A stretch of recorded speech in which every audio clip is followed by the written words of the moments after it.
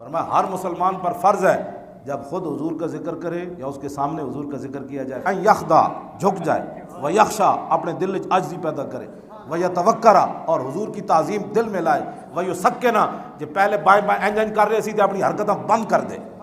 ویاخذ فی ہیبتی واجلالہ اپنے اوپر حضور کا ہیبت اور جلال طاری کرے کہ جہاں آواز اونچا ہونا بے ادبی ہے، میں کچھ کرنا بیٹھوں تو میں بھی نہ برباد ہو جاؤں، اور پھر تصور کرے بما کان یاخذ بی نفسہ لو کان بین یدہ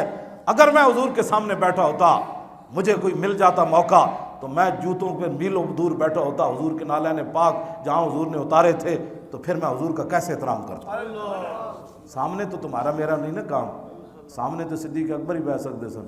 تے حضرت عمر ہی بیٹھ سکتے سن، عثمان غنی بیٹھ سکتے سن، تے حیدر کرار ہی بیٹھ سکتے سن، تے بلال ہی بیٹھ سکتے سن، تے ابو ہریرہ ہی بیٹھ سکتے سن، تے خالد بن ولید ہی بیٹھ سکتے سن، تو آڑی میری تو نہیں ناسی تے جناب اپنے جوگے کوئی نہیں۔ آپ نے آخر تے جڑی گل فرمائی، فرمایا حاضی کانت سیرت السلف، فرمایا میری ذاتی مسئلہ نہیں ہے، مت سمجھی یہ تقی الدین سبکی کو گھڑے ہویا، فرمایا ایک گل یاد رکھی تقی الدین سبکی کا یہ ذاتی موقف نہیں، صدیق اکبر تو لے کے تقی الدین سبکی تک پوری امت کے اماموں کا یہی موقف کہ حضور کی تعظیم جیسے ظاہری حیات میں آئے، حضور کا ظاہری دنیا سے تشریف لے جانے کے بعد بھی لازم